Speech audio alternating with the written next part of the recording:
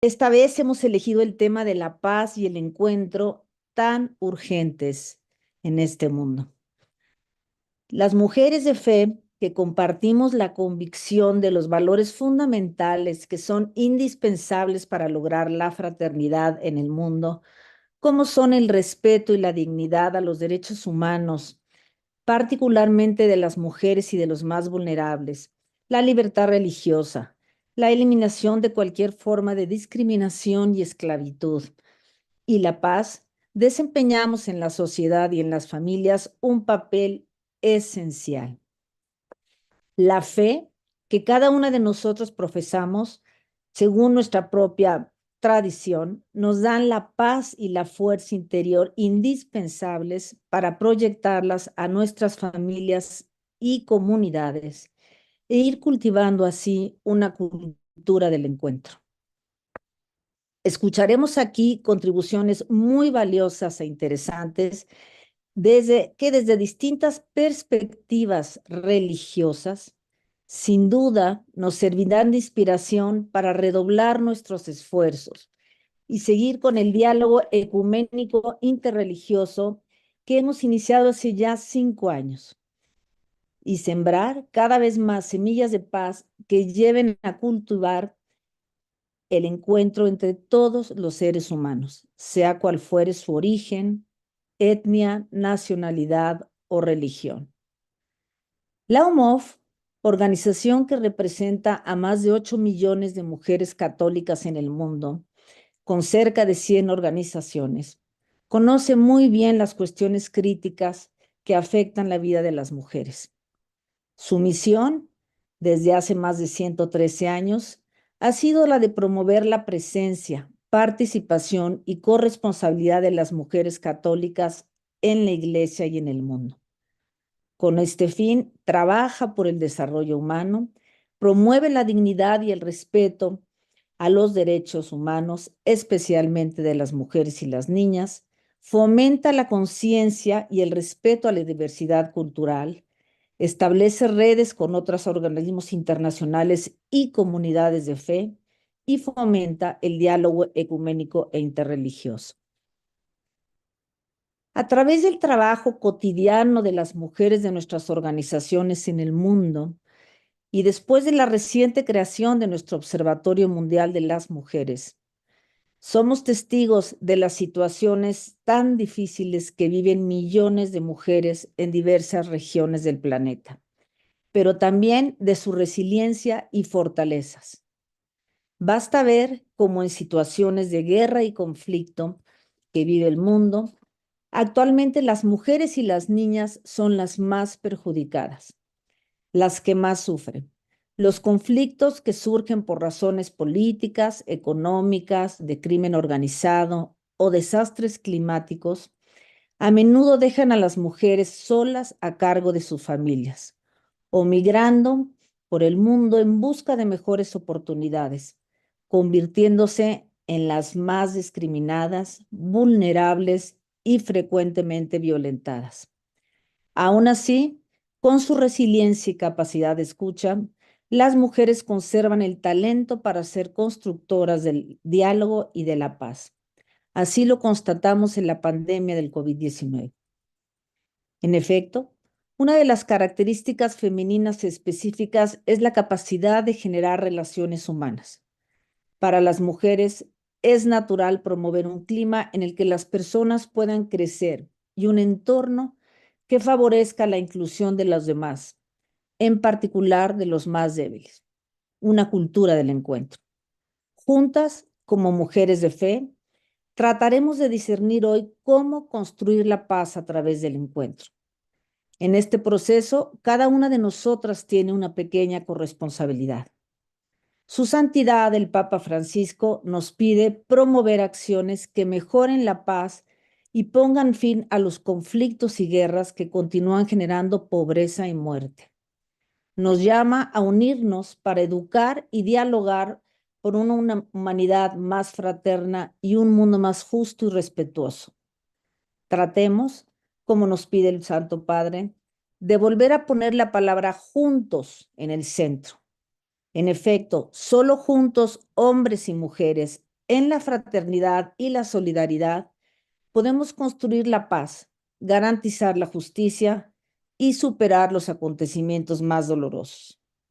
En este esfuerzo por cultivar la cultura del encuentro, la UMOF, de la mano del Dicasterio para el Diálogo Interreligioso, que ha apoyado siempre el diálogo entre mujeres de fe, como lo hizo en el encuentro en Roma en enero del 2023, se llenan de esperanza al poder compartir las riquezas que cada una de las panelistas aportará con sus respectivas visiones y experiencias determinadas por su fe para continuar este camino.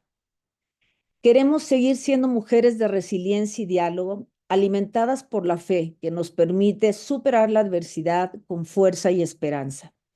Trabajaremos unidas para lograr que se comprenda que todos somos hermanos, unidos por el sueño del encuentro, el diálogo, la justicia y la paz. Termino con unas palabras que el Papa Francisco pronunció el 1 de enero.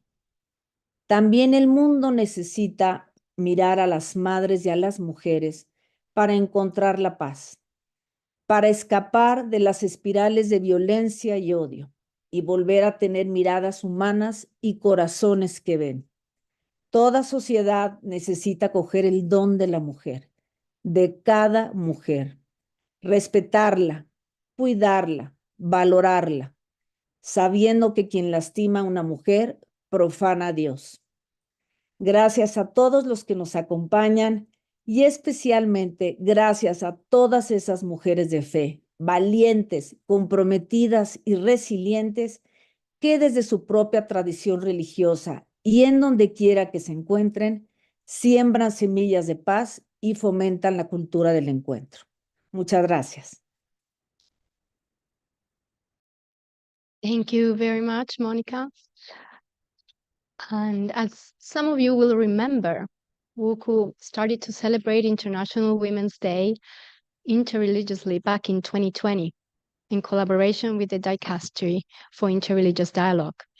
We had planned the participation of the prefect of the Dicastery for Interreligious Dialogue, Cardinal Ayuso, today, but unfortunately, due to his health situation, His Eminence will not be able to join us.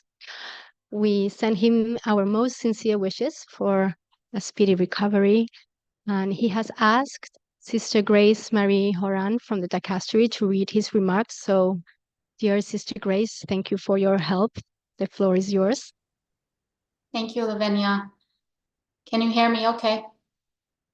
Hello, Yes, everyone. Good to be with you. And yes, again, Cardinal Ayuso sends his sincere regrets and his greetings to all of you for a successful time together today. So these are Cardinal Ayuso's remarks. I thank you very much for the kind invitation to this significant ecumenical and interreligious webinar. To reflect on the crucial role played by women of belief in building a culture of encounter is a worthy and fruitful undertaking. All of you are involved in the work of peace building, and you each have wisdom to share from your experiences. We are blessed to hear directly from 6 of you today. The work of peace building is sustained by the stories that we pass on about those who have gone before us. And it's motivated by the hope we have for those who are following after us, especially children. The substance of those stories is faith, and faith sustains us. In this brief moment, I would like to share a few thoughts on faith, because faith feeds our hearts and cultivates peace. Pope John the 23rd said in his letter on peace, written in 1963, "The world will never be the dwelling place of peace till peace has found a home in the heart of every man and woman." As followers of religious traditions, we revere women of faith and look to them as models. Our foremothers provide us with spiritual riches by their example of faith, courage, and perseverance in the cause of peace. In my own Catholic tradition, The first of these women is Mary, the mother of Jesus. In Mary's encounter with her cousin Elizabeth, recounted in the Gospel of Luke, we see two aspects of faith. We may call them the interior and the exterior, or faith alive in the heart and faith expressed in word and action. Mary lives both aspects of faith with an intensity that is often characteristic of women's faith. Her cousin recognizes Mary's interior act of faith, which she makes in the depths of her being, saying to her, "Blessed are you who believed that what was spoken to you by the Lord God would be fulfilled." Elizabeth is referring to the fact that after receiving the heavenly visitor, the angel Gabriel, who announces to her that she will conceive and bear the Son of God, Mary puts her trust in God, affirming her readiness to do God's will, even though it was frightening. Elizabeth recognizes Mary's interior act of faith, and she is the beneficiary of Mary's faith-filled actions. Mary's faith and trust in God make her bold to act for others' benefit. The gospel tells us, Mary set out to the hill country with haste. Though she was pregnant and in a precarious state of uncertainty, Mary sets out on a journey to assist Elizabeth, who was pregnant in her old age, as the angel had told her. The account of Mary and Elizabeth's encounter culminates in a magnificent prayer of praise to God, in which Mary exalts God's goodness towards the lowly and the hungry in body and spirit. So many people today are in need of this strong faith of Mary and of your foremothers, followers of many religious traditions, who looked up to God, to the transcendent, making acts of trust and then allowing their faith to spur them to action for good. As we work at sowing seeds of peace, let us always cultivate what is most essential, the flame of faith within our hearts. It is nourished by remembering and revering the stories of so many people of faith who have gone before us. I thank you once again for this opportunity and give special gratitude to Monica Santamarina and the World Union of Catholic Women's Organizations, and to those ambassadors to the Holy See supporting their work. May you all be blessed with the gift of peace in your hearts as you carry out your work to make the world a more peaceful place. Thank you. Thank you very much, Sister Grace, for reading His Eminence's remarks. Very encouraging and inspiring. We thank you. Now let's move on to the contributions of our guest speakers. They are women leaders of different religious traditions. Some of them have been accompanying us for some time on this path of dialogue and reflection. Some belong to a network of women of faith that have been working together for 1 year now. And each of them will speak about a specific theme based on their expertise and faith, and they will share their testimonies to inspire and motivate and help us spread peace and cultivate encounter. So let us begin with the Islamic perspective, with the contribution of Mrs. Rudina Kolaku. I hope, Rudina, you can see us. And Rudina, she's the founder and executive director of the Women's Center for Development and Culture in Albania. She's also director of the Women Department in Interreligious Collaboration Center in Elbasan in Albania. And based on her direct experience, she will talk to us about preventing extremism among youth. So thank you for being with us today, Rudina. The floor is yours. Greetings to all. Thank you, Lavinia, for this great opportunity. My esteemed colleagues, distinguished guests and participants, It is both an honor and a profound responsibility to stand before you today to discuss a matter of urgent importance, preventing extremism among youth, a call to action. As we embark on this conference, it is a pleasure to reflect on the one-year journey together since the last meeting in Rome, how the network has been vital and aims to continue through the organization of meetings and events, emphasizing the multidimensional role of women in different spheres in international days for more attention from all high-level stakeholders, but not only. The last millennium decade has brought to the world a number of new and old threats to global security, including violent extremism, wars, conflicts, recruitments, criminal and radical groups such as White Wings, Golden Dawn in Greece, the prolonged conflict in Syria, and recently the war in Ukraine, where youth are in danger of recruitments and victims. The Global Terrorism Index 2024 reports show that deaths from terrorism increased by 22% to 8,352 deaths in 2023 and are now at the highest level since 2017. Thousands of young people from more than 100 countries have been joined to ISIS, representing a critical challenges to global security and the safety communities. Events, attacks, and increasing threats in beginning of the millennium brought major changes in the concept of security, from shifting the paradigm from traditional military and territorial focus to a more comprehensive approach that includes environment, health, and other issues related to the security.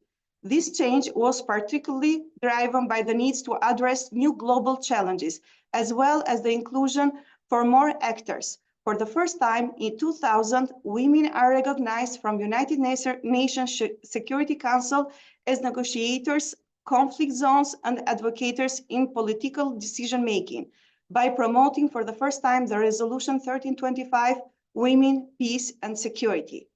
In 2015, United Nations Security Council, also seeing violent extremism as a threat to youth, agreed on the adoption of the Resolution 2250, Youth, Peace and Security, emphasizing the need for action and the importance of involving young people at the global and national level to address violent extremism through engagement and spaces that is offered to young people in all process of global security.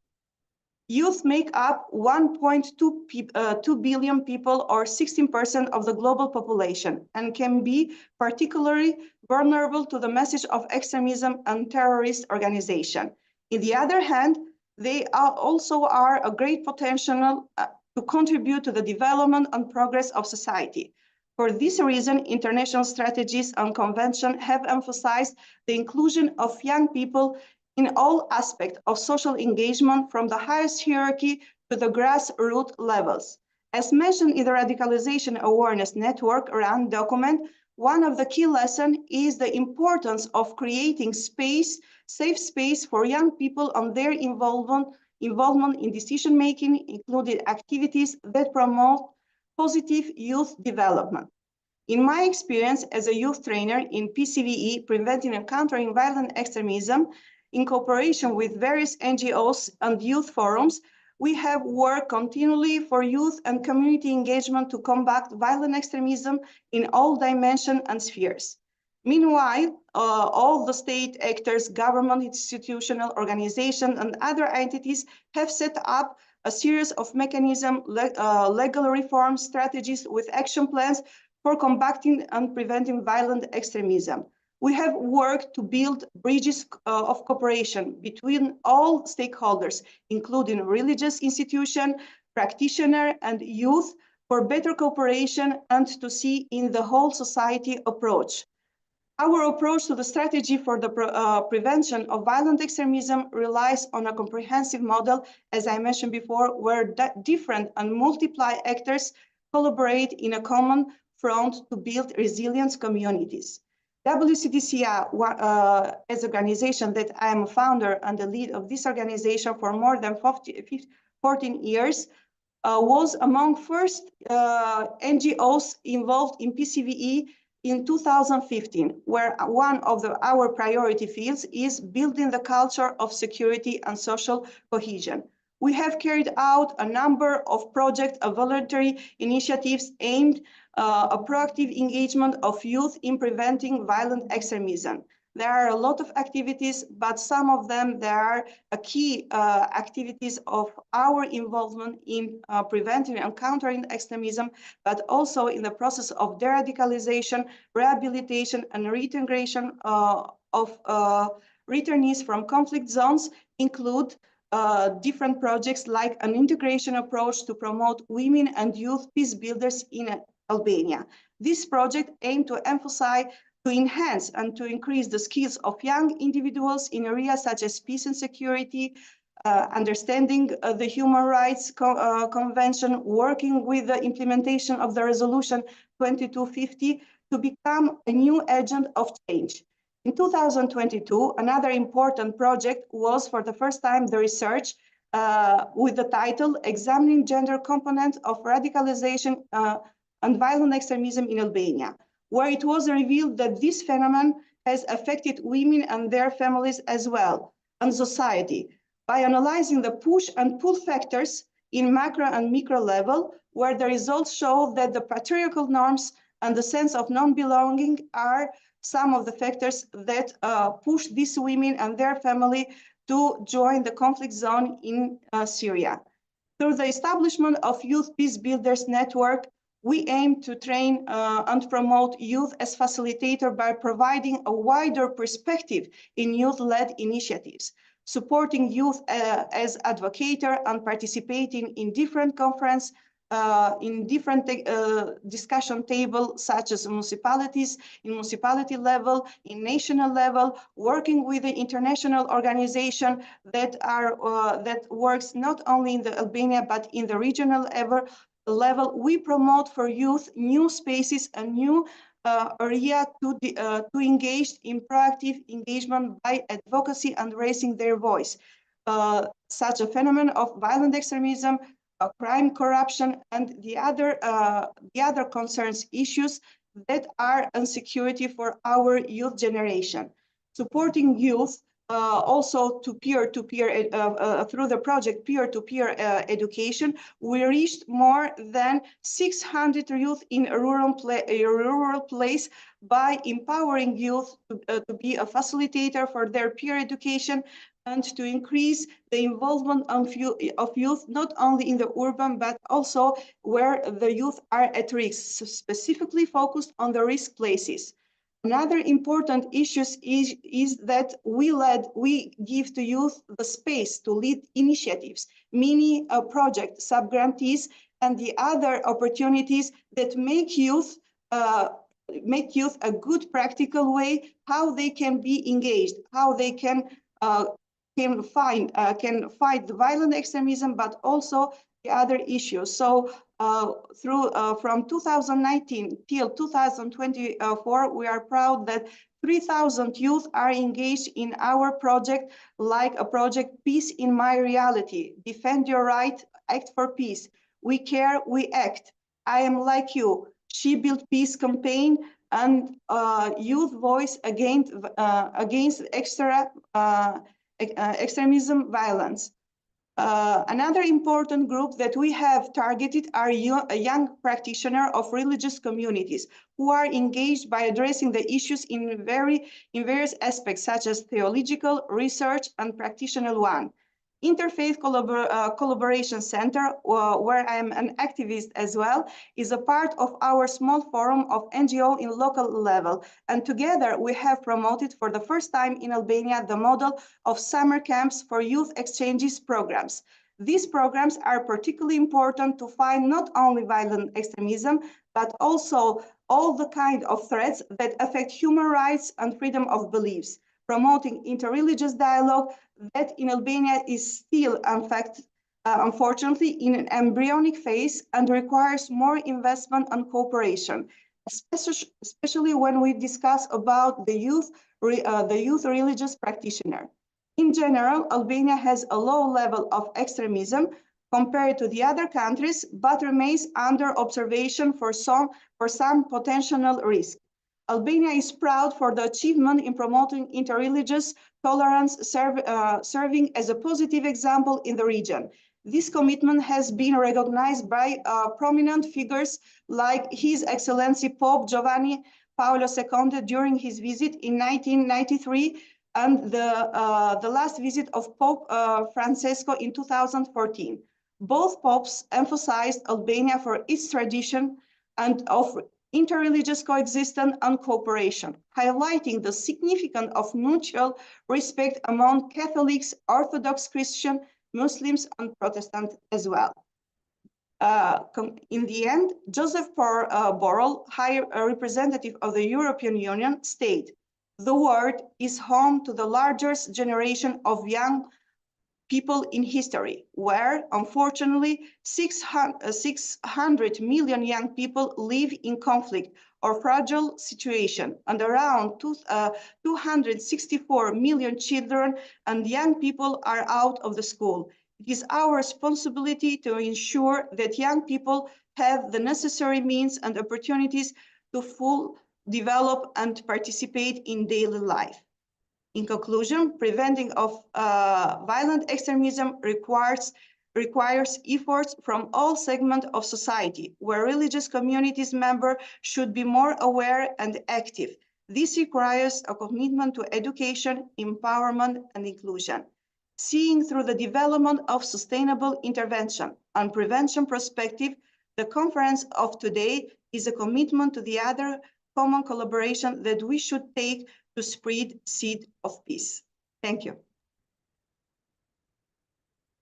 Thank you, Regina, for emphasizing the importance of youth as change agents and the essential need for education and inclusion, and for sharing really all your work. Thank you so much. Moving on, for the Buddhist perspective, we have with us today Reverend Elena Ceicin Viviani. She is the Vice President of the Italian Buddhist Union, and she has accompanied us since the beginning in this path of interreligious dialogue. So Reverend Viviani will talk to us about the role of meditation in the process from internal peace to peaceful society. So thank you for being with us again this year, Reverend Viviani. The floor is yours. Buongiorno a tutti, è vero un piacere per me essere qui. Ringrazio gli organizzatori, le organizzatrici e tutti gli ospiti. Alcuni volti ormai sono molto familiari, è diventato un appuntamento molto interessante, molto stimolante per tutte noi, quindi benvenute comunque a tutte. Allora, mi è stato chiesto di fare una breve relazione, di un breve intervento dalla pace interna alla pace nella società e il ruolo della meditazione. Ecco, il mio intervento si articolerà in due parti. Una prima parte che parlerà, della meditazione, così come vista nella tradizione buddista e come il suo apporto, al mondo, e dall'altra parte invece un progetto, una case history, un progetto che come Unione Buddista Italiana stiamo seguendo da tanti anni, ma che ci precede. Liberation Prison Project è il progetto rivolto alle carceri, dove vedremo come in qualche modo come si è sviluppato e a chi si rivolge proprio l'apporto che la meditazione può dare in termini di pace, di trasformazione delle persone, delle persone detenute, ma non solo delle persone detenute. Allora, farò una premessa. Sappiamo che la meditazione nelle religioni può essere intesa in tanti modi e varie esperienze meditative ricadono tutte sotto il comune denominatore di meditazione, creando una certa confusione. Michael West, nel suo Psychology of Meditation, scriveva che le pratiche meditative sono tanto diverse quanto le danze rituali presso le tribù africane, e gli esercizi spirituali dei padri del deserto erano pratiche meditative quanto lo sono i tipi di meditazione del mondo buddista tibetano. Capire il valore della meditazione significa attuare una vera e propria rivoluzione nella nostra vita, aprendoci alla visione della realtà così com'è, ovvero non più condizionata dal nostro egocentrismo e dai nostri attaccamenti a ciò che pensiamo essere giusto e a ciò che pensiamo essere conveniente, che in genere però funziona solo e più delle volte solamente per noi stessi. Nella tradizione buddista, nonostante le varie scuole, la meditazione ha una sua precisa configurazione che la distingue da tutte le altre modalità. Si tratta di una meditazione basata su una sola modalità essenziale, chiamata consapevolezza. Oggi, come sapete, consapevolezza viene tradotta spesso come mindfulness ed è presente, è stata introdotta anche come pratica, diciamo, nelle relazioni d'aiuto, soprattutto nelle strutture ospedaliere, nelle strutture sanitarie, negli hospice, ma anche, diciamo, nelle case di detenzione, come vedremo poi, negli istituti di pena. Nei testi antichi del buddismo, la consapevolezza, sati, significa autoconsapevolezza, cioè introspezione, che diventa un'abitudine quotidiana ed è possibile una specie di epoché, di messa tra parentesi di tutte le esistenze in quanto condizionato. Ci porta ad una presa di distanza dal mondo, capace però allo stesso tempo di cogliere le varie sfaccettature dei fenomeni del mondo in tutte le loro forme, permettendoci così una presa di coscienza del mondo stesso e della impermanenza di tutto ciò che ci circonda. Oggi la meditazione viene spesso intesa come uno stato di relax, benefico dal punto di vista psicologico e terapeutico, o ancora peggio come uno stato mentale dissociato o alterato, in cui nello sprofondamento meditativo avvengono fenomeni di trance e di estasi. Ecco, questo è niente di più lontano da ciò che riteniamo sia consapevolezza e meditazione, da ciò che Heidegger stesso definiva come il tranquillo abbandono a ciò che è più degno di essere domandato. La meditazione di cui parliamo è pura consapevolezza, in continuità con la vita ed è al pari con la nostra contemporaneità perché ci interpella oggi, ci chiama in causa promettendo molto a tutti noi che viviamo in una condizione di estremo disagio nella nostra società. Diventa l'unico rifugio contro le minacce che nascono sia all'esterno che all'interno di noi stessi.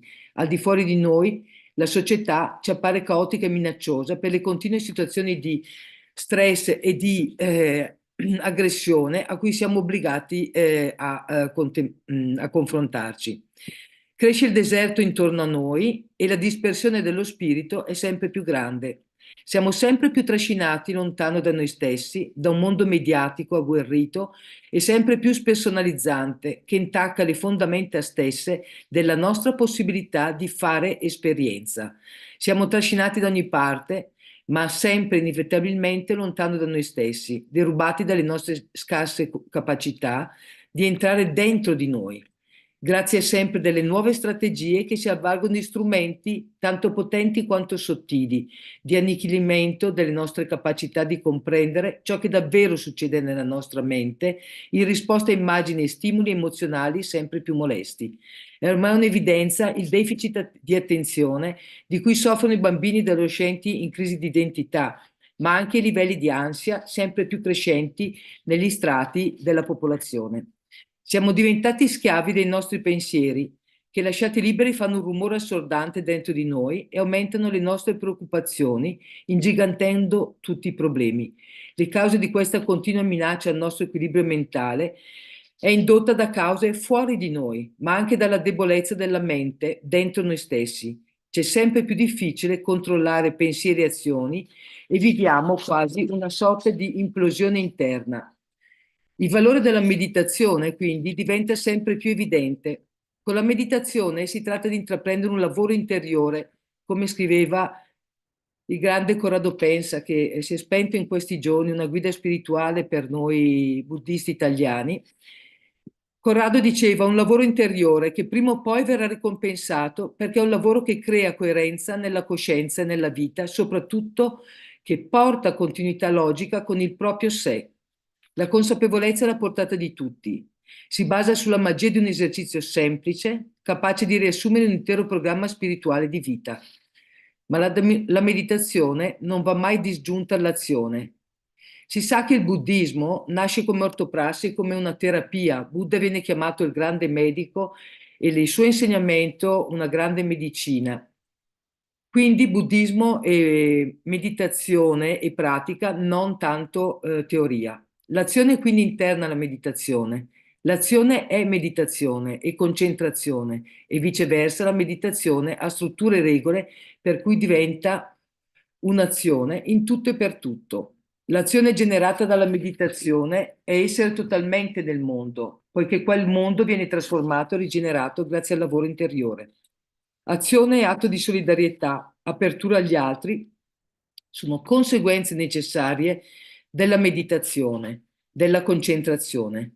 La pratica delle virtù, l'equanimità, la compassione, la gentilezza e la carità si perfezionano con la pratica di una vita di azione che coinvolge atteggiamenti e comportamenti appropriati verso il prossimo. L'accettazione interiore permette una chiarezza di azione, ma se non siamo consapevoli del nostro mondo interiore e ci attacchiamo ad una posizione di sola indignazione e di rabbia, i risultati saranno disordinati e confusi. Il sentiero di pace, scoperto 2700 anni fa da Buddha, ci ha indicato e ci conduce alla pace della mente.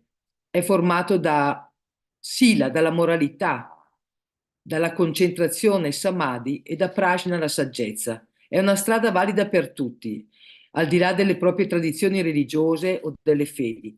Passando dall'opacità attraverso la meditazione è possibile far emergere la luce, passando dalla rozzezza di una visione individualistica e strumentale della vita alla bellezza e al beneficio che una mente pacificata rappresenta per tutti. Attraverso la consapevolezza possiamo prenderci cura di noi stessi, delle nostre azioni, anche delle più semplici, e ciò significa prendersi cura degli altri. Un conto è tenere a mente tutta la lista dei comportamenti sbagliati da evitare. Un altro conto è capire che le potenzialità che questi atteggiamenti hanno di crescere risiede in noi stessi e solo in noi.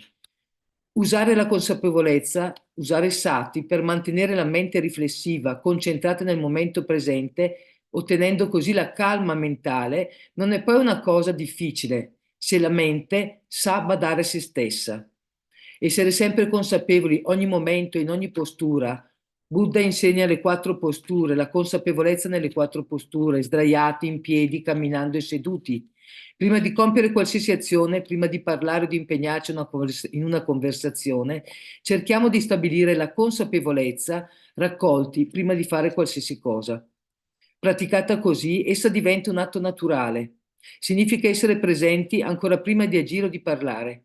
E questo è il modo per stabilire la consapevolezza nel cuore, dove hanno origine le intenzioni che produrranno poi l'azione. Praticare la consapevolezza e il controllo fino a rendere gli atteggiamenti naturali fa sì che la mente diventi ferma e risoluta nella pratica di ciò che è etico. Prendendosi costantemente cura delle nostre azioni e parole, diventiamo davvero responsabili del nostro comportamento esteriore. Come ho già detto, l'accettazione interiore sviluppa un cuore gentile, cioè un sentimento di vicinanza a tutti gli esseri umani, indipendente dalla mente, dalla razza, dalla fede o dall'appartenenza politica.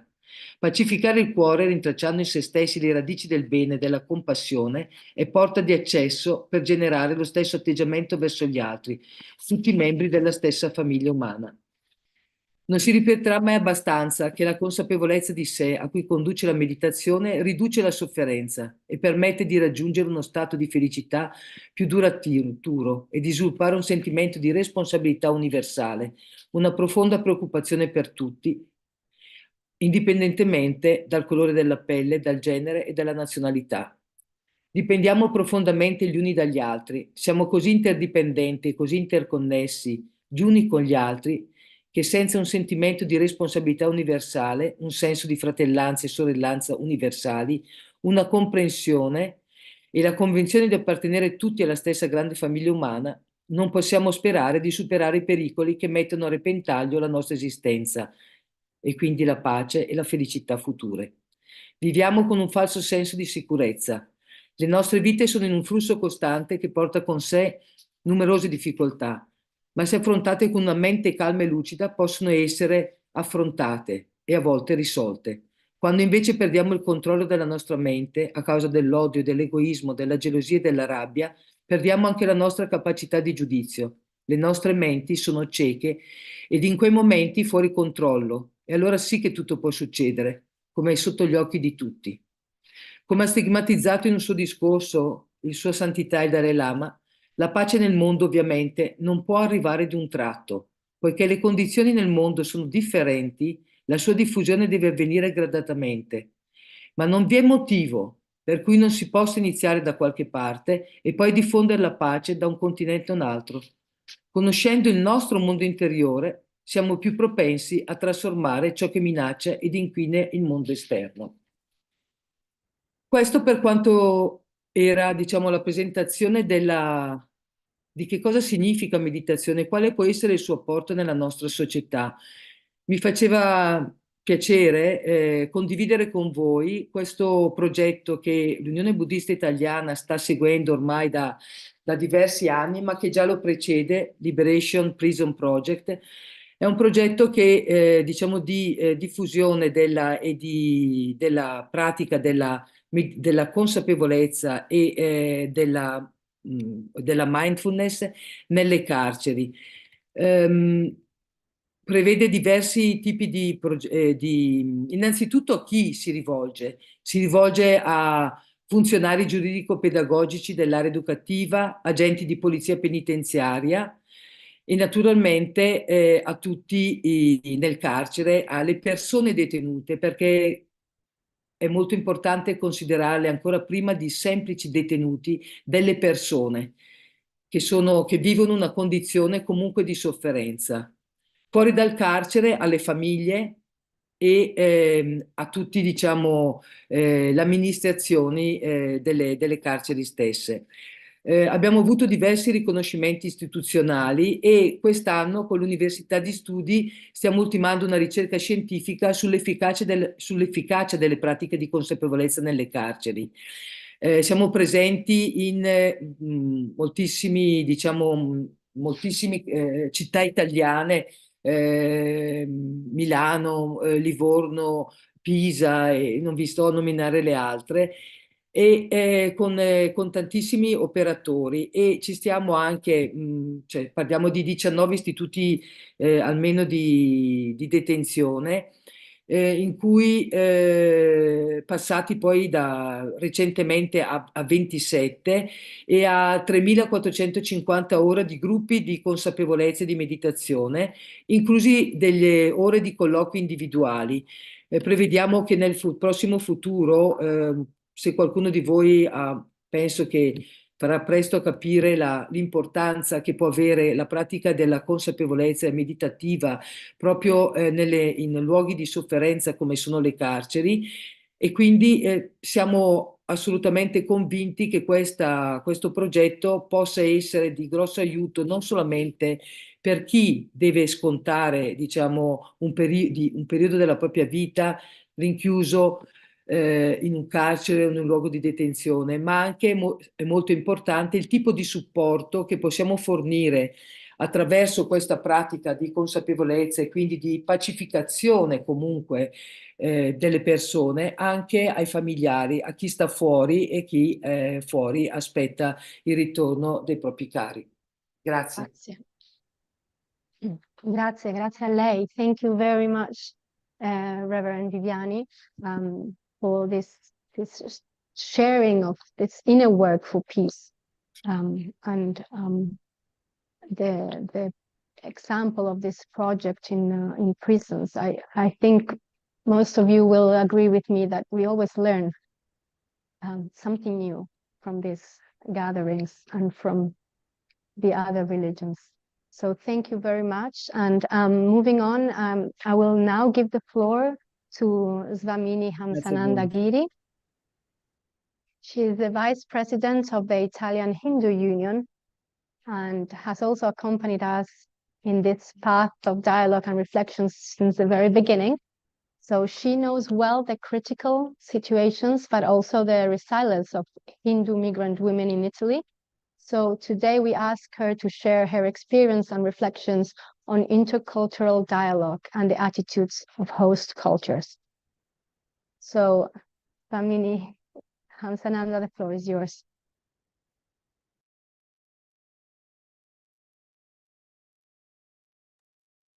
Si accende il microfono.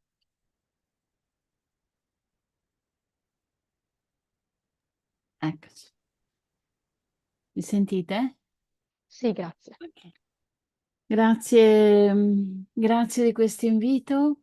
Namaste a tutti e sono molto felice di rivedere molte amiche e saluto tutte voi, in particolar modo le amiche incontrate in questi lunghi anni di dialogo interreligioso.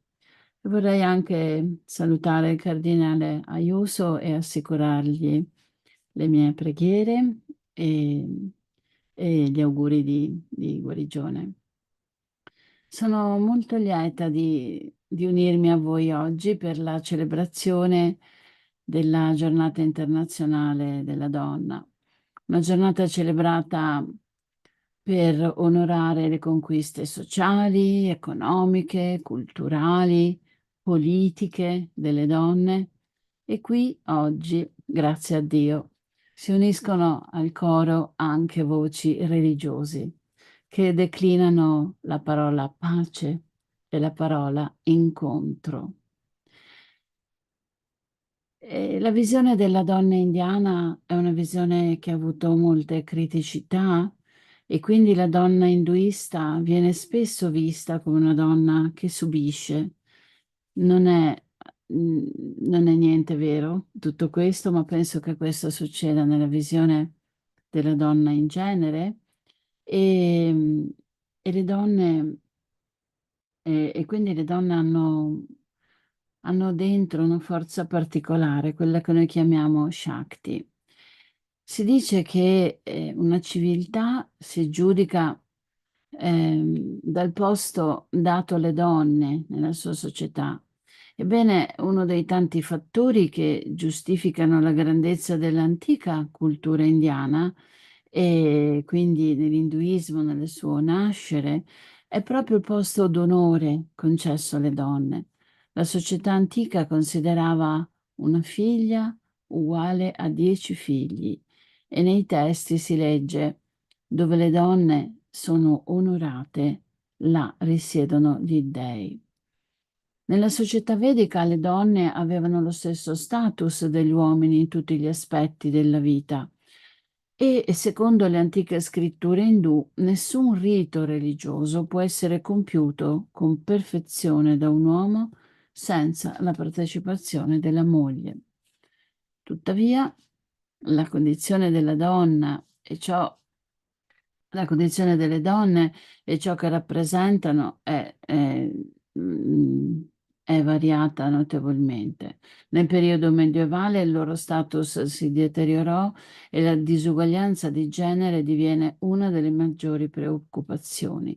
Nei tempi moderni, i riformatori sociali come Rajaram Mohan Roy e l'illuminata leadership del Mahatma Gandhi hanno contribuito ad arginare il deterioramento della condizione delle donne e riaffermare l'uguaglianza degli uomini. La battaglia per dimostrare le capacità intellettuali delle donne e rompere il tabù che impediva il loro accesso all'istruzione superiore ha caratterizzato la nascita della modernità ed ha coinvolto anche tutte le religioni. Il compito della cosiddetta teologia femminista in questa fase è stato quello di smascherare questo tabù come contrario alla volontà di Dio e affermare invece che Dio ha creato uomini e donne uguali in intelligenza e che aspetta da entrambi lo sviluppo, che sviluppino al massimo i loro talenti e li pongono a disposizione del bene comune, quello che noi chiamiamo Sarva Bhuta Hita, il benessere di tutti gli esseri. Molte donne pioniere aprirono la strada e molte altre oggi vivono con questo compito, con questa sensibilità di garantire il pari accesso alla partecipazione al processo decisionale delle donne nella vita sociale, nella vita politica ed economica della società stessa. L'inclusione delle donne nella forza lavoro si è rivelata l'unico passo in grado di far uscire le famiglie dal ciclo della povertà. Le donne migranti sono impegnate a difendere i valori della famiglia, nella famiglia, ma anche appunto di essere una risorsa sociale ed economica. Nonostante tutti i progressi compiuti, tuttavia, dobbiamo ancora affrontare nella maggior parte dei livelli della società dei cliché di genere profondamente radicati. Esiste ancora un ampio divario tra gli obiettivi enunciati, tra i principi religiosi, tra l'interrelazione del Dharma e quindi del compimento dei propri doveri nella visione appunto di Sarva Bhutahita, nelle legislazioni, nelle politiche, nei piani, nei programmi e nei relativi meccanismi all'interno di ogni microsocietà da un lato e la reale situazione della condizione delle donne dall'altro. Dobbiamo raggiungere e lottare per la possibilità del riconoscimento delle libertà di essere donne nella diversità, di essere donne e non donne travestite da uomini. E questo deve essere intrapreso sia dagli uomini che dalle donne e attraverso le culture e le fedi. Le donne non devono rinunciare o dimenticare il potere dell'aspetto educativo, che sorge e si sviluppa in seno al primo nucleo sociale, la famiglia. È in famiglia che si sperimenta l'amore, si conosce e si impara a viverlo. Si impara il dialogo. È in primis lì che in primis le donne possono esercitare la possibilità di trasmettere i valori di uguaglianza, di rispetto reciproco e i valori spirituali. Le donne sono le custodi per eccellenza di tutto ciò che è puro e religioso nella vita, così parlava il Mahatma Gandhi. Conservatrici per natura, se sono lente a rinunciare a certe usanze superstiziose, sono lente anche ad abbandonare tutto ciò che è puro e nobile nella vita. E questo si vede nelle nostre comunità, come le donne riescono, a volte fanno fatica ad abbandonare le loro abitudini per una visione così di una società consumistica, veloce, ma hanno ancora questo desiderio forte, di volontà di trasmettere ai figli quei valori che a loro sembrano irrinunciabili, quei valori antichi come le montagne. E quindi ancora, continua Mahatma Gandhi, la donna è la compagna dell'uomo. È dotata di uguali capacità intellettuali, ha il diritto di partecipare ai minimi particolari dell'attività dell'uomo, ha il suo stesso diritto alla libertà e all'indipendenza. È qualificata per un posto eccelso nella propria sfera di attività, come l'uomo nelle sue. Questa dovrebbe essere la condizione naturale delle cose e non soltanto il risultato di imparare a leggere o scrivere. Semplicemente in virtù di un costume immorale. Sono le ore 16. Perfino gli uomini più ignoranti e indegni hanno avuto dalle donne, sulle donne, un'autorità che non meritano e non dovrebbero avere. Quindi queste parole sono ancora disattese, queste parole sono ancora da raggiungere all'interno delle nostre comunità. Ci deve essere un grande lavoro per ottenere questa consapevolezza. Ma non dimentichiamo che le donne oggi sono anche fonte di diffondere i principi spirituali. Non dimentichiamo le parole di donne e uomini innamorati di Dio, che dal passato ad oggi riversano il loro amore sull'intera umanità come fonti di acque salubri che lavano via l'ignoranza, che purificano i cuori e squarciano i veli di quell'illusione che ci imprigiona nei limiti dell'esistenza. E allora vorrei concludere con delle parole di una santa, Sarada Devi, la fondatrice degli ordini monastici, di un ordine monastico femminile in India alla fine dell'Ottocento. E così le sue parole dicono: apri al Signore il tuo cuore colmo di dolore Piangi se ne senti la necessità e pregalo sinceramente di condurti verso di lui e donarti la pace della mente. Agendo così costantemente, otterrai gradualmente la quiete della mente. Colui che ha l'abitudine di pregare e di meditare supererà facilmente tutte le difficoltà e rimarrà calmo e imperturbabile nel mezzo delle prove della vita. La pace viene da un cuore puro e ti confido un segreto.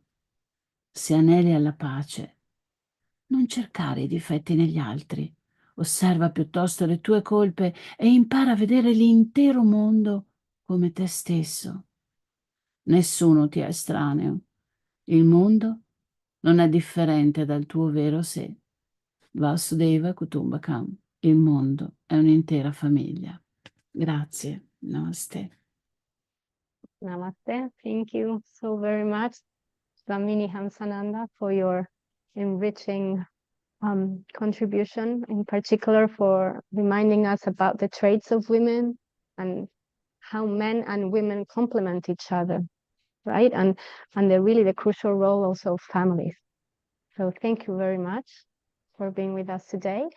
And moving on, our next panelist for the Jewish perspective is Rabbi Alison Zakharov. She has a deep passion and background in the field of interreligious dialogue, and she has studied at 2 pontifical universities in Rome, Yeshiva for Jewish Studies in Jerusalem, and she has also studied the Quran at the Interfaith Graduate School in Connecticut.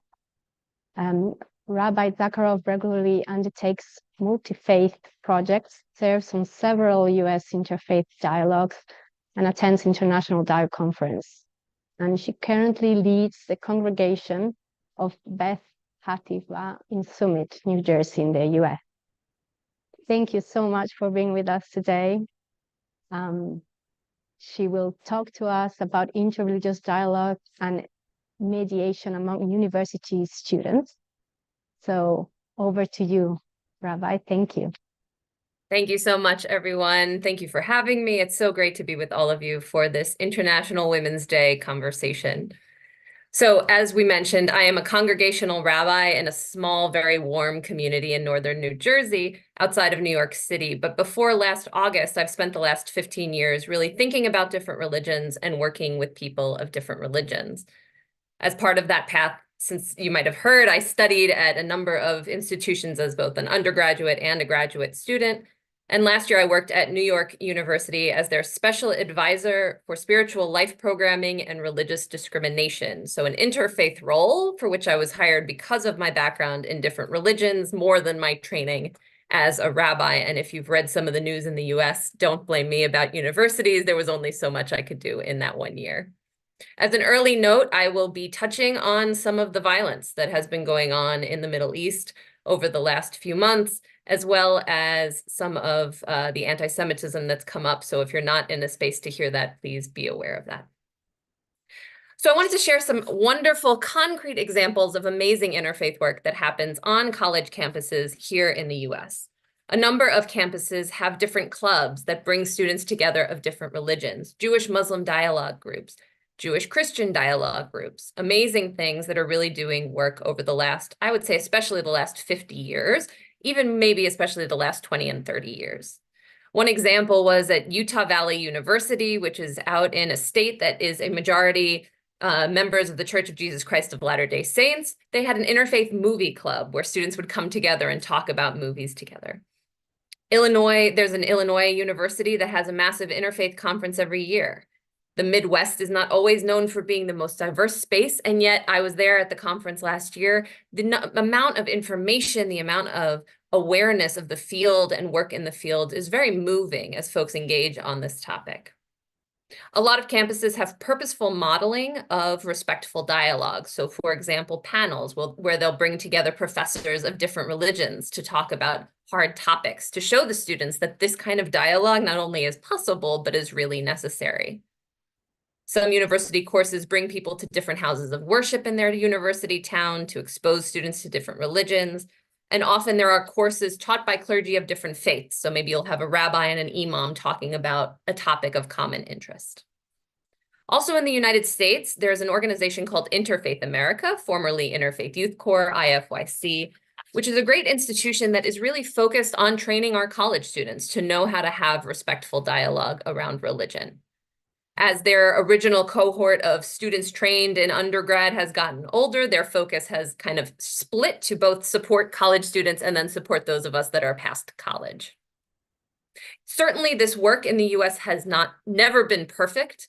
Issues in Israel and Palestine have always led to flare-ups. I've also seen campuses where a mindset, such as a very liberal mindset, kind of excludes certain religious perspectives, or vice versa. I am sure conservative campuses perhaps not allowing more liberal religious perspectives. But one amazing American ideal that many of us, including myself, hold very dear is the concept of the separation of church and state here in the US. So something different than religious majority or officially religious countries. The idea sometimes allows for more dialogue on campuses, because as folks are perhaps not as comfortable with religious perspectives, if it's a university that's funded by public funds, there is a need to support and encourage and allow for religious diversity. So now to speak for a minute about the Jewish experience on campus. And I am one Jew with one opinion, so experiences. So I have often seen in college spaces actually how Jewish students are really key leaders in interfaith dialogues. And there are a lot of historic reasons for this that I don't have time to share, but one I will share is hope. It is a Jewish value to hope. We hope that by engaging with our neighbors, we can combat anti-Semitic stereotypes. We hope that by sharing our rituals, people will make less assumptions about us and maybe feel less scared by what they do not know. And we hope that by knowing us, our peers will be able to better stand with us in times of really intense anti-Semitism. But we are a minority, and it can sometimes be easy to forget that, but we are quite a significant minority around the world. What this means in interfaith dialogue spaces on campuses is that there are fewer of us to share our perspectives. This is a challenge of many minorities. If there's an interfaith panel and you only have a handful of Jewish students, we are asked again and again to be on that, which is beautiful and also difficult in terms of amount of work. It also means that a lot of people have never actually met a Jewish person in any significant way, which means a lot of explaining, a lot of work on our part to try to make sure people understand it, which is a beautiful opportunity and also challenging. And not everybody's up to that challenge because it is a lot of work. Which means that a lot of times people rely on stereotypes because they don't know Jews, because they can't meet Jews.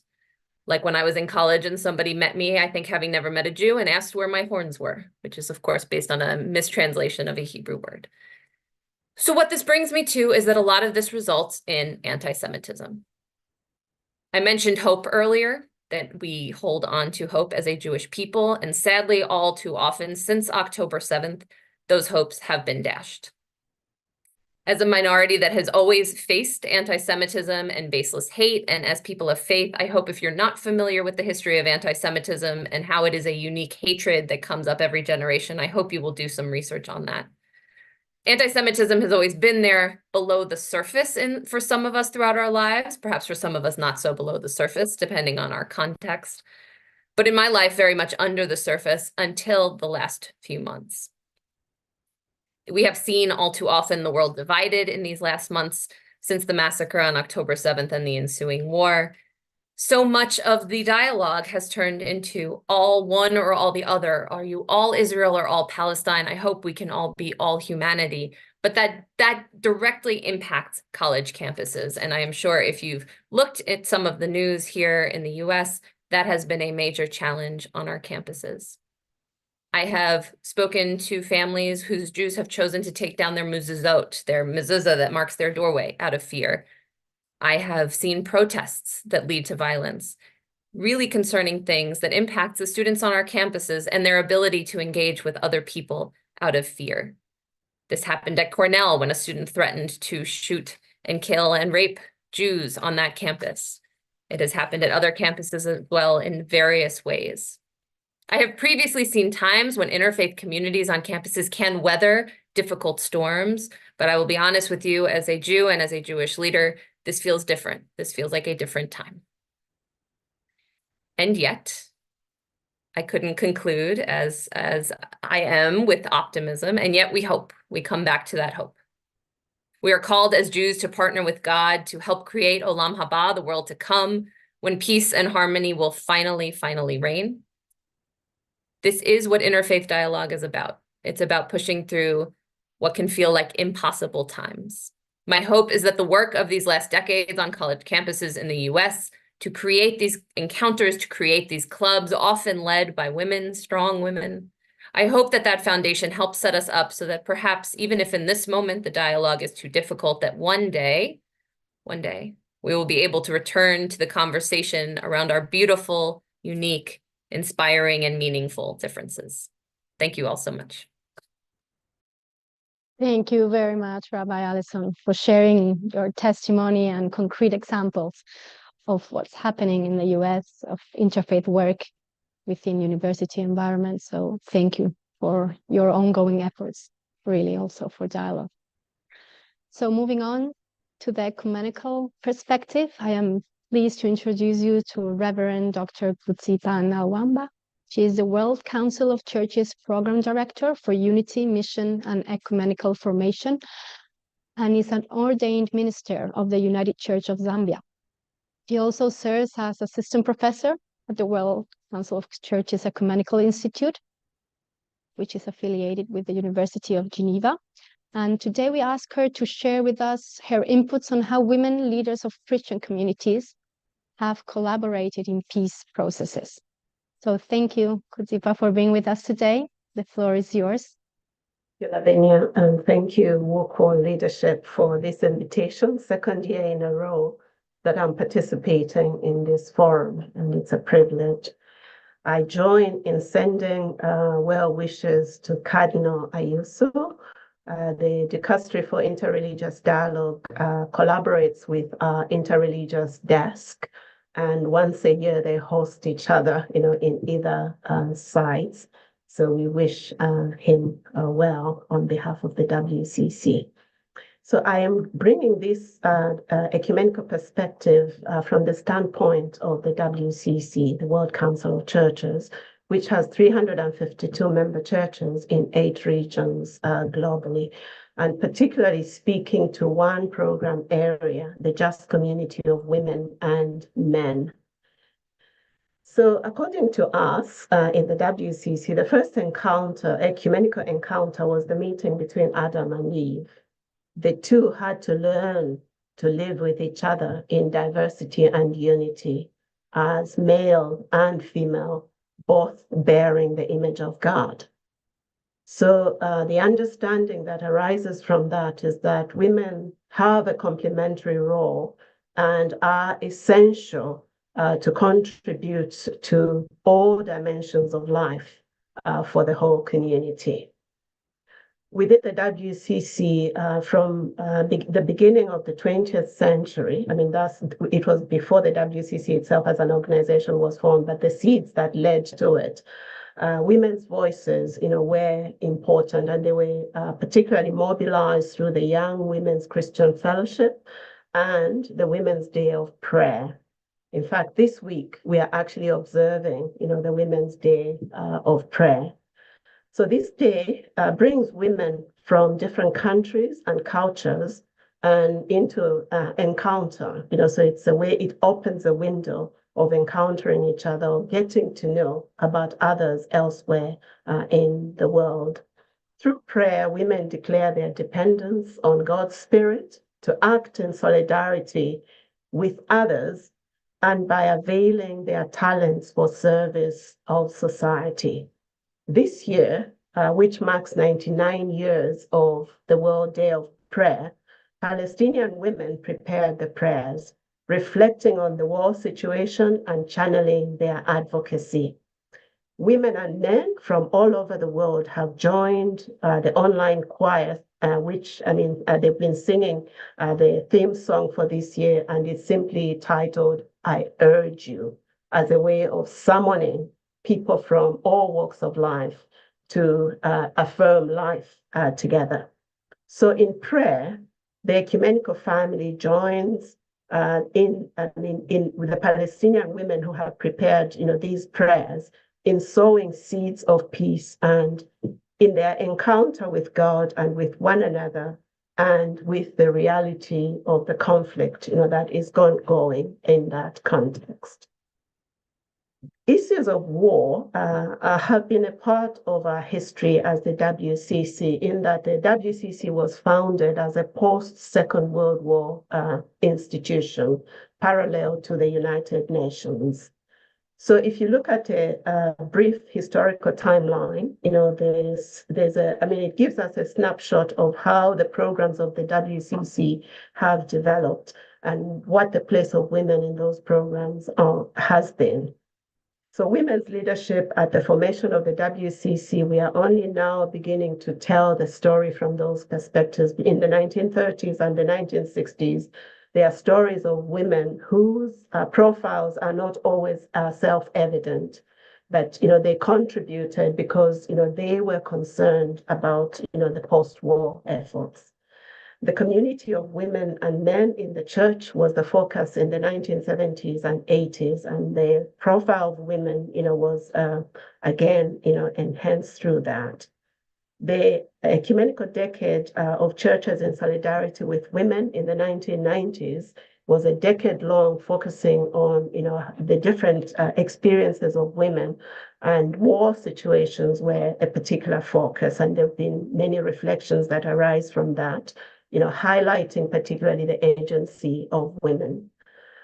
In the 2000s, the focus has been being church, overcoming violence, and examining masculinity as the focus. So women who are members or leaders of the Christian communities have contributed to peace processes through participation in programs, like this. So what happens is that they translate the thematic foci into their own local context. And usually it's not implemented by Christians on their own. There's an interreligious dimension, and there's a connection often with civil society and global multilateral organizations. And in this presentation, I give an example of women in Liberia, for instance, where Christians and Muslims, were directly involved in the formal and informal negotiations for peace. In the same way, in the Korean Peninsula, the women cross the demilitarized zone, highlights the physical presence of women in being peacemakers. And these women are usually from parachurch organizations. They could be church leaders, but they are primarily lay women who use their agency and activism to advocate for the reuniting of the two Koreas. And women in conflict, I'll just move very quickly. Women in conflict, today, we can again give examples of how women have participated. If you think about, in Myanmar, Ukraine, Korea, women usually suffer, collateral damage and are subjected to sexual abuse and weaponized in wars that, is hardly their making. So we have stories of challenges of, maternal, difficulties that we have already heard from other presentations earlier. Women, by, rising to protect their own children and to protect themselves, realize their agency in these situations. We've also, in our programming, come to, examples of, like in the like of Sudanese and Korean women on the question of trauma, living with, post-war trauma, and how women are involved, not just, in those traumatic experiences, but in the healing, as well. In the Democratic Republic of Congo, we have similar, situations where, the women who are adversely affected, become advocates. Their powerful stories, become, agents, for change. Women working to prevent sexual violence as a weapon of war. women, as I said earlier, by protecting their own children and lamenting, the suffering of themselves and the children and the society at large, really is a channel through which, their suffering becomes public and the women's agency is highlighted. Awareness about, child abuse and violence is usually, communicated, through these experiences. And I have given in the paper that I submitted, some links to some of the work that we have done, around this in the Council of Churches commitment to child rights and, the WCC child safeguarding, policy. We also, in regard to that, have, the Thursdays in Black campaign, which is we wear black on Thursdays as a way of directing attention, to the suffering of women, particularly, survivors of, sexual and domestic, violence. Now, obviously, black, has been used, to connotate, different things, usually negative. But in this particular instance, the color black is used as a color of resistance and a color of resilience. And again, I give a link, to just, if you'd like to learn a little bit more about that. We also have stories of survivors who make a response to violence and, build peace. The case of South Sudan churches to overcome the trauma through, the Truth and Reconciliation Commission style, where, they tell their stories and seek mental and spiritual healing, as a way of, continued transformation. And, they also offer methodologies, from, these very experiences that are replicated in other spaces.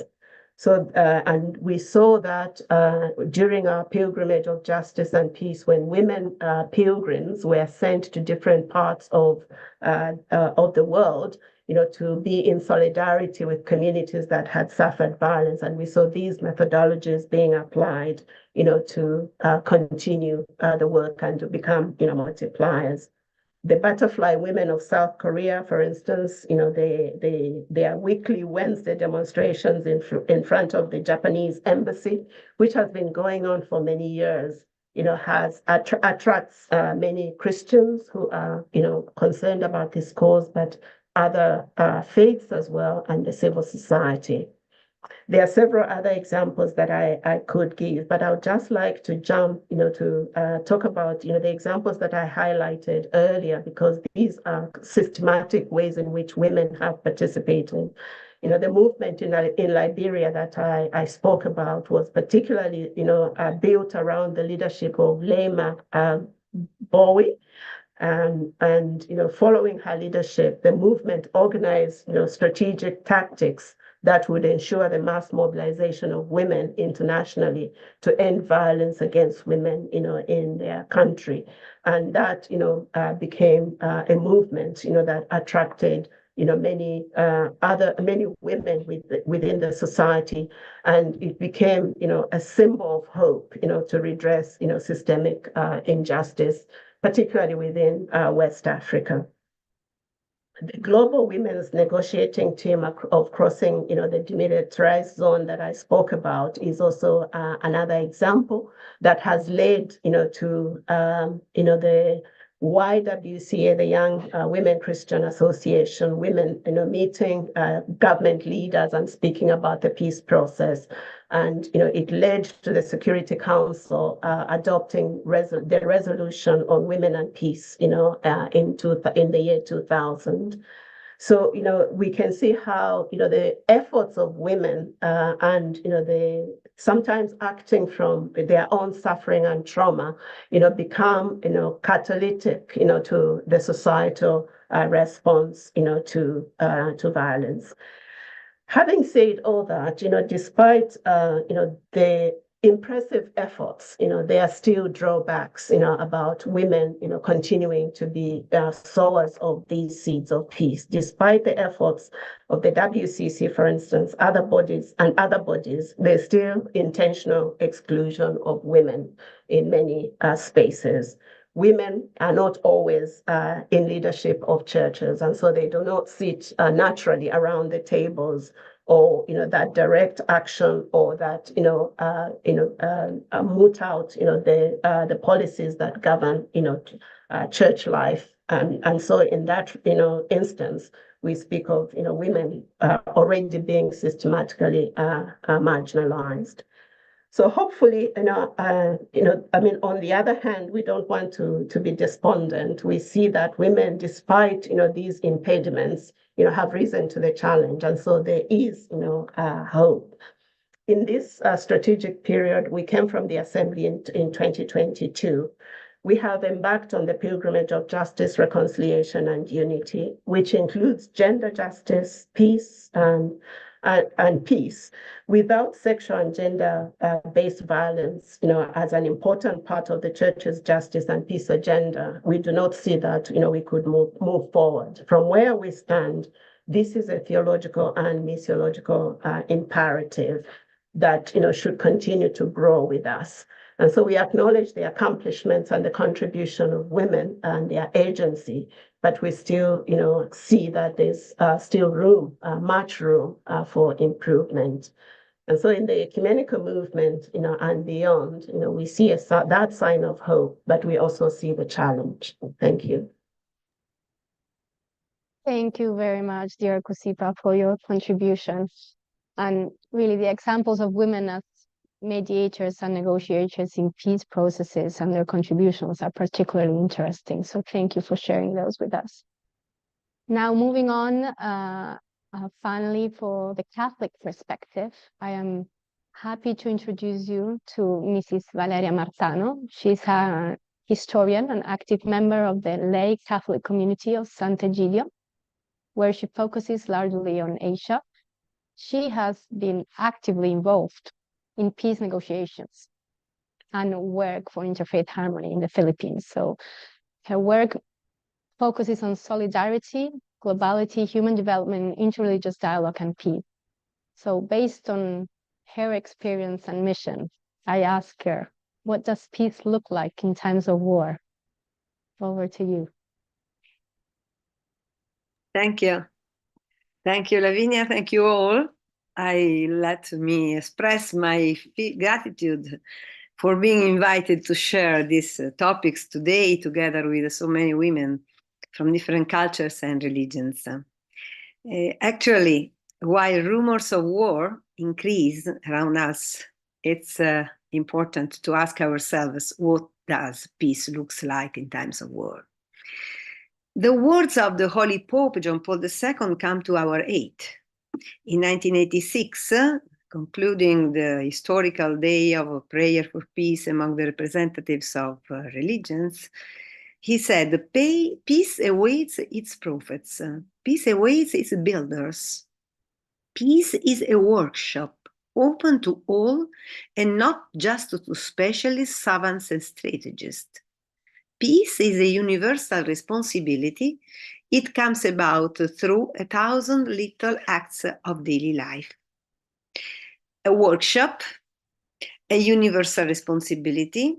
This call was the start of a new season of dialogue and collaboration of the Catholic Church with women and men of different religions. And peace became our shared commitment. It's for myself, because from that time I started to go around Asia, meeting people from Japan to Philippines and so on, and Indonesia and Pakistan. But it is a commitment, a shared commitment of the Catholic Church. Becoming artisans of peace was our task. After many years, the world is facing very serious crises, too many wars.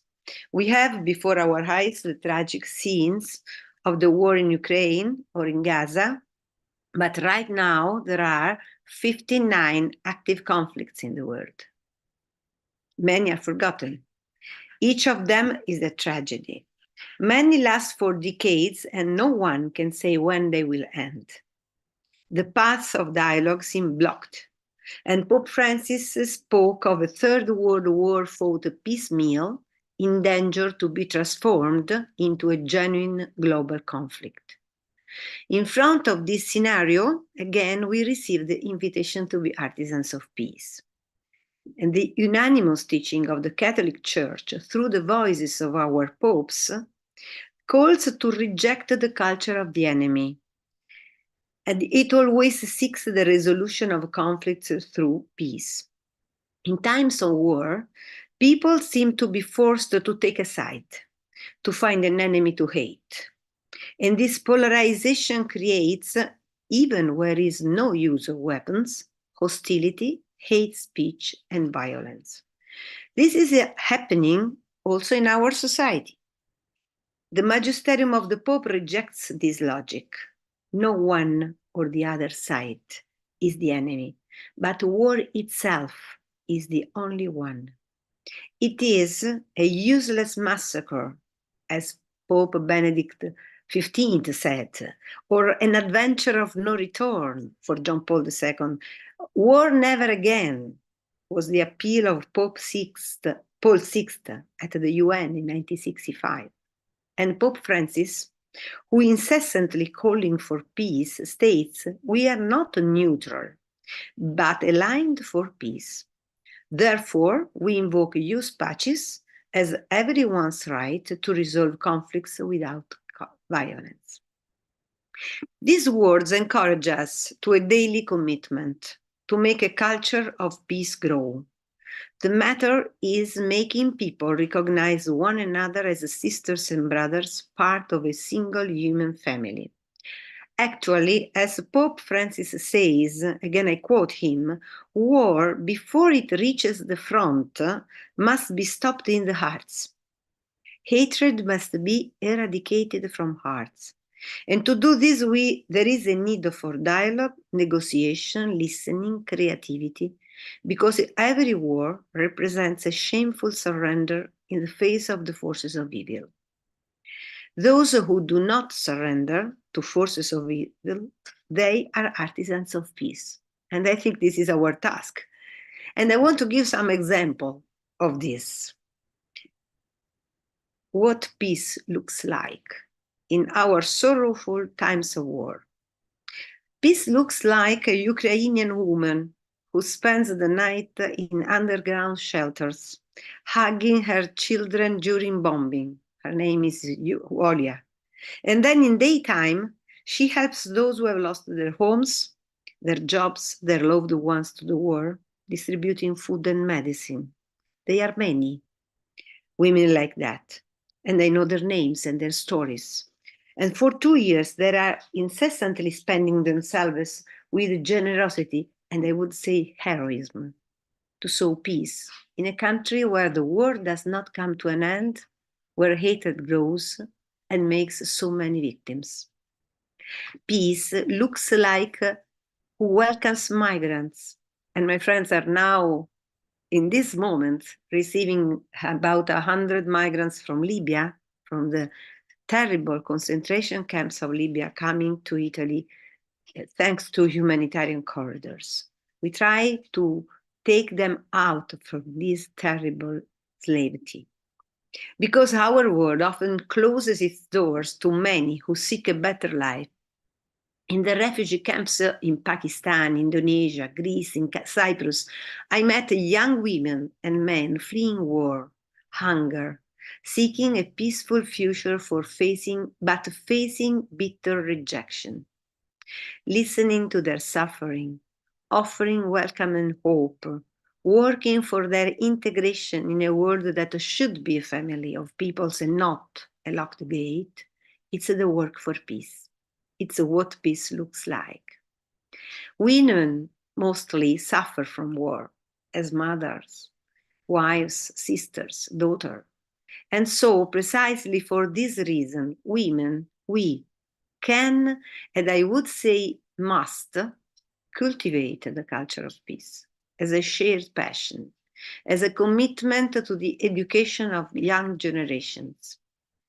Edith Bruck, a Jewish writer who was detained in Auschwitz, tells that when she was in the camp as a child, where everything was dark, 5 lights encouraged and made her alive and hopeful.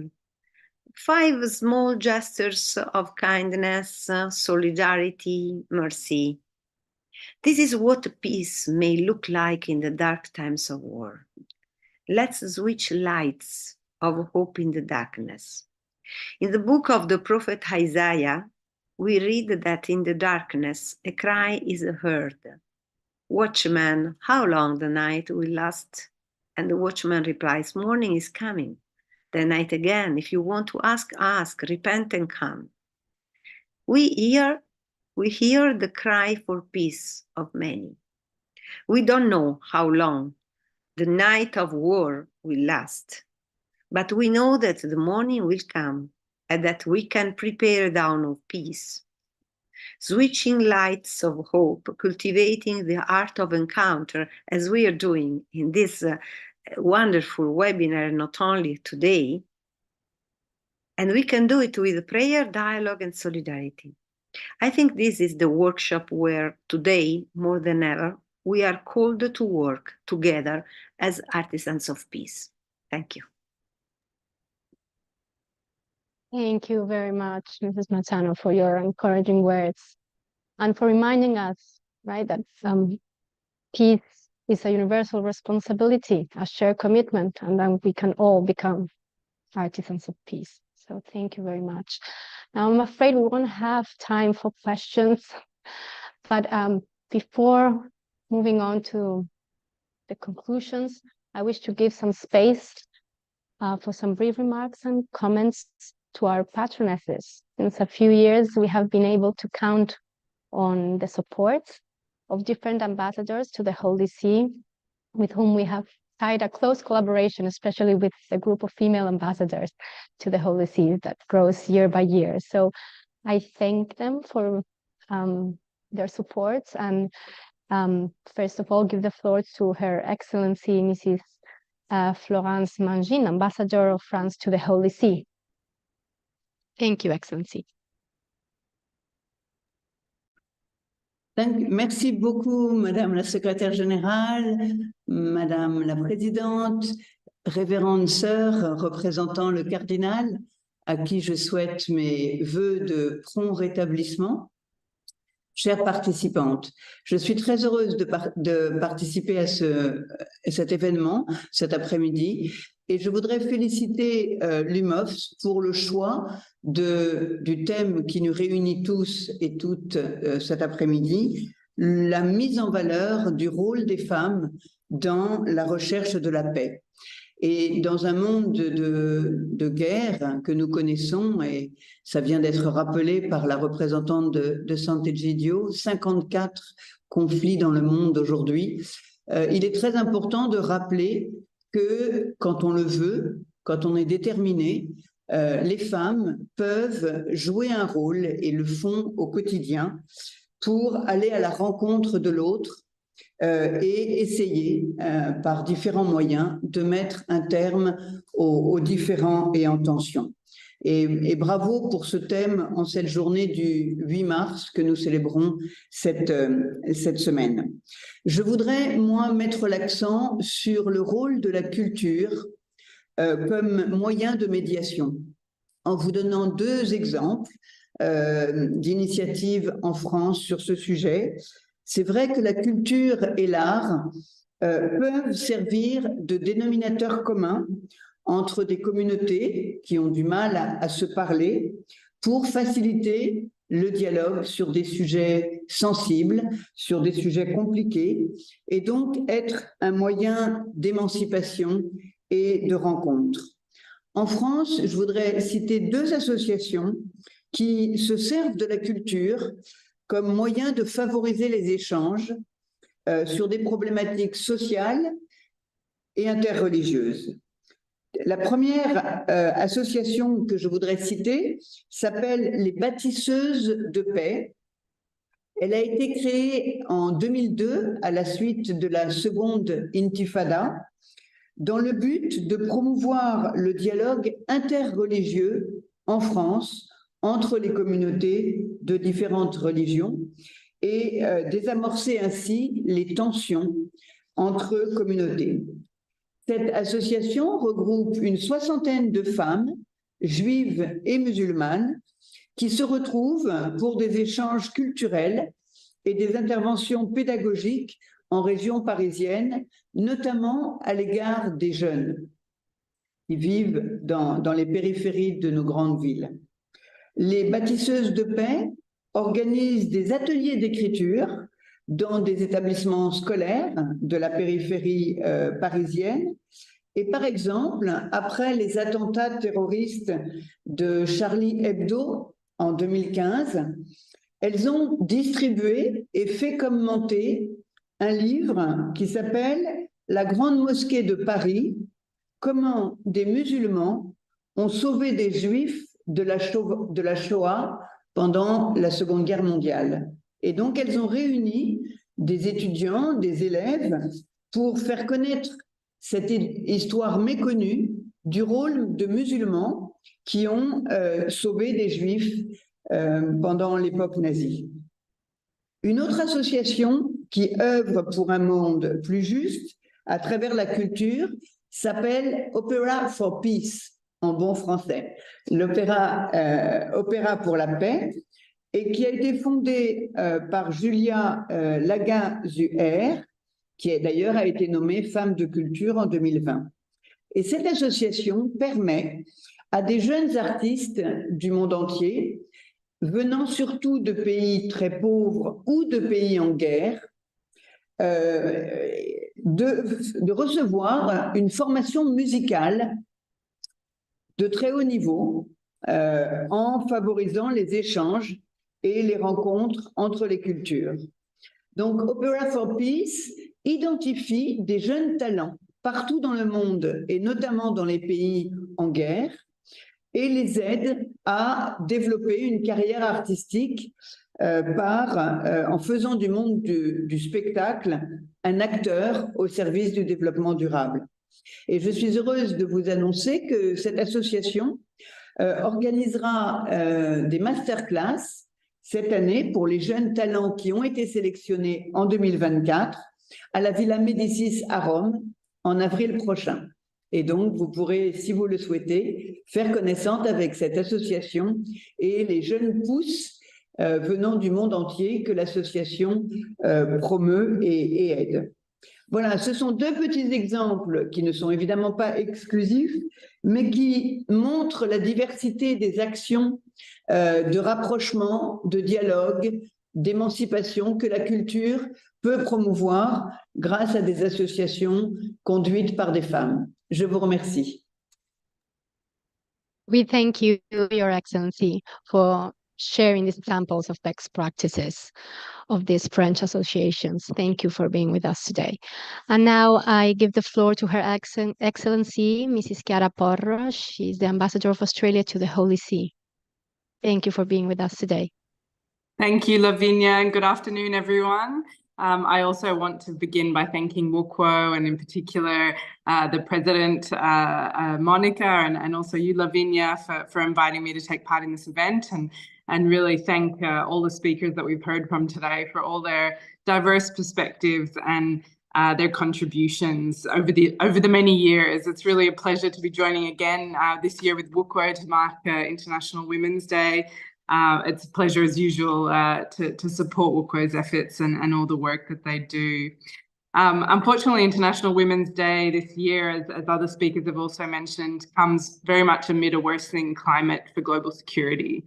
We see renewed violence in many corners of the world, a resurgence in intolerant and divisive rhetoric that takes us further away from the aims of stability and prosperity that millions of us share, women and men alike. And in the midst of these fragile conditions, we know that women and girls continue to bear the brunt of war, extremism, and violence brought by state actors, but increasingly also by criminal networks and terrorist groups. Women and girls are forced to deal with humanitarian catastrophes precipitated by internal or cross-border displacement, the lack of basic needs, inadequate healthcare and food insecurity, among others. So sadly, for many women around the world, this International Women's Day will not be a day to consider their achievements and celebrate progress. Many will have to put on hold their struggles for equal rights, their campaigns to end violence, to end forced marriage or deep-rooted injustices. Many will have to press pause on their lives and futures to fend for themselves and their families, as we heard also from Valeria. But my first thoughts today, therefore, are with these millions of women who not unjustifiably believe there's little to celebrate this coming 8th of March. But thankfully, conversations like the one we are having today reassure us that whilst women are unfairly affected by violence and conflict, they also represent some of the most admirable and underutilized resource in peace building. The examples we've heard today of women around the world who have shown the courage to very much sow the seeds of peace are numerous. There are women in Africa who have mobilized against the use of rape as a weapon of war, the contribution of women mediators worldwide, halting the escalation of violence at the local level. And let's not forget women around the globe, whether they are law enforcement agents, NGO workers, or religious sisters who are engaged in the combat against domestic violence, modern slavery, human trafficking, whilst also offering the vital emotional support that victims need. Over 2 decades ago, in October 2000, the countless experiences of women in fostering peace drove the United Nations Security Council to adopt Resolution 1325 on women, peace and security. And this resolution was the culmination of decades of work by civil society and women's groups, particularly in conflict-affected countries. And it sought to highlight the important roles that women and girls play in conflict prevention, peace processes, and to promote stability and security. And countries like mine, like the Australian government, have built on this important resolution through our National Action Plan on Women, Peace and Security, which we first implemented in 2012 and have since renewed. And it's very much reaffirming our vision that women are key to economic growth, development, stability, and durable peace. And so we look to increase female participation in peace processes, resilience building, justice and reparation, and programs to end sexual and gender-based violence. All issues that, of course, take an even greater relevance in view of the challenges that we are facing now. And Australia also recognises that these aims can only be effective by working in partnership with others. And this is where our connections in diplomacy, in security, through overseas aid and international development, but of course with faith-based organisations has been so critical and continues to be very, very critical. We know that faith leaders can make a difference to the issues that matter, and we saw this very clearly last year at the COP28 in Dubai, which hosted the first ever faith pavilion.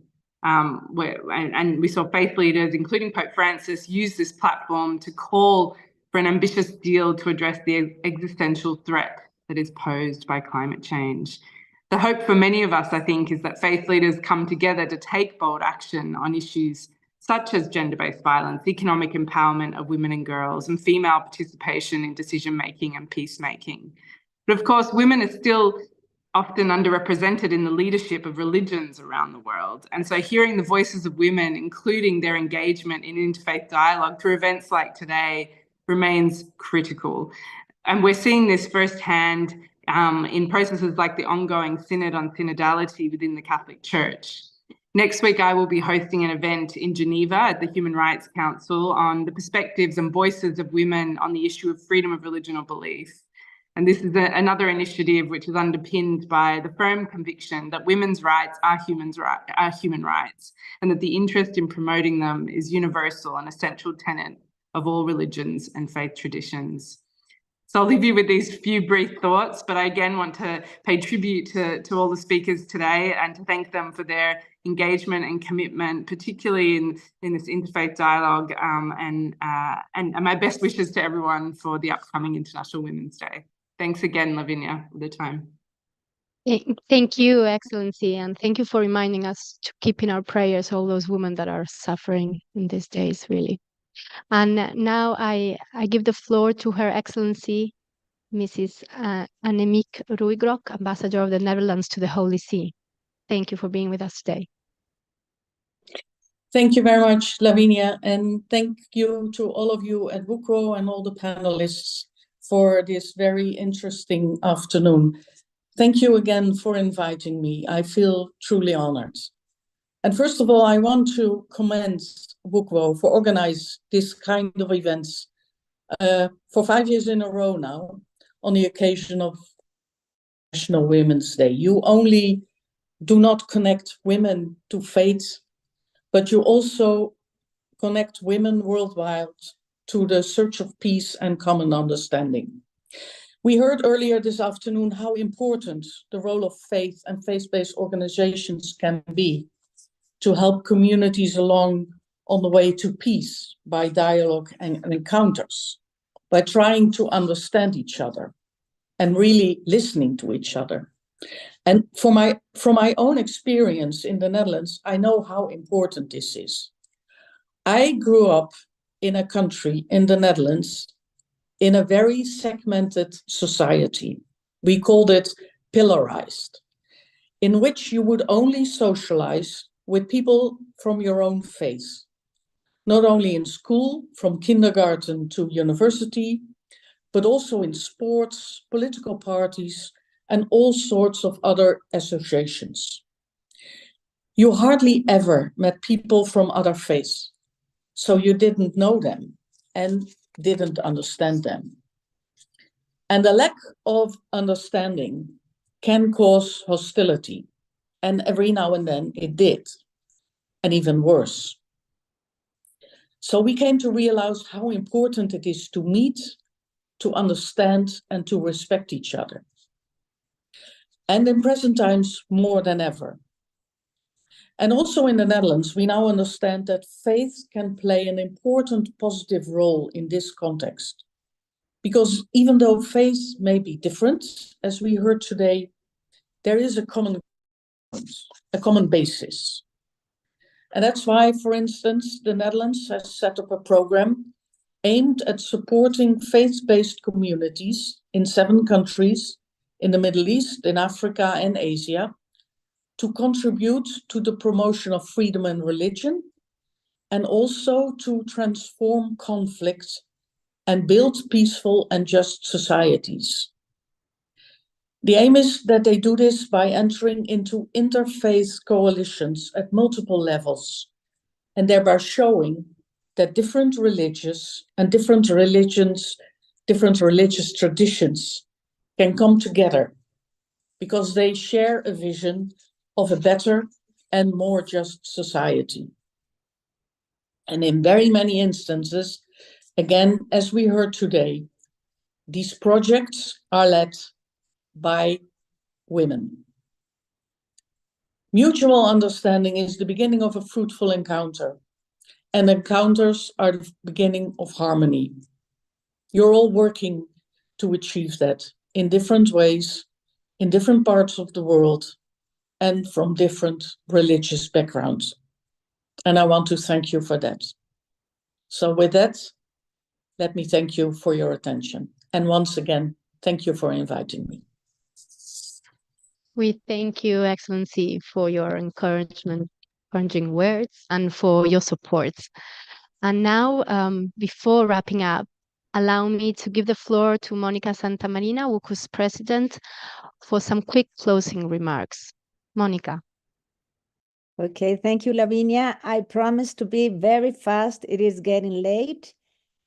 So first, of course, we all joined together with Cardinal Ayuso. We're praying for him, for his quickly recovery. We thank you, Sister Grace, for the beautiful words she read, where, of course, the most important is, like Mary, we have to increase and deepen our faith, and then to be able to reach the most needed neighbors with love.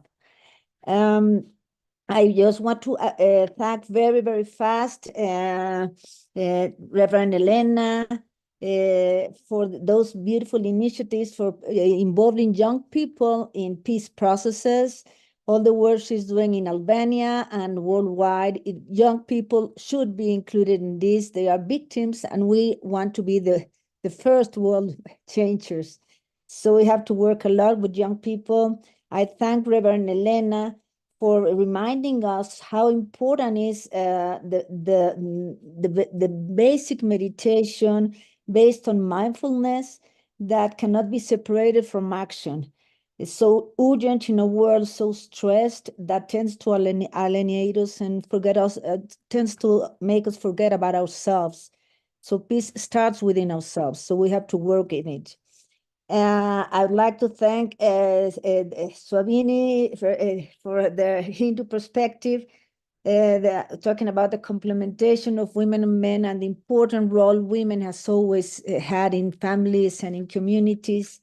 And then Rabbi Allison, thank you for the work you have done with young people in colleges. And I really do hope that you all recover soon hope. We want you to recover hope, regain hope, and we have to work together to end all kinds of discrimination. Then, of course, Dr. Kusina from the World Council of Churches, so many things you're doing, so many.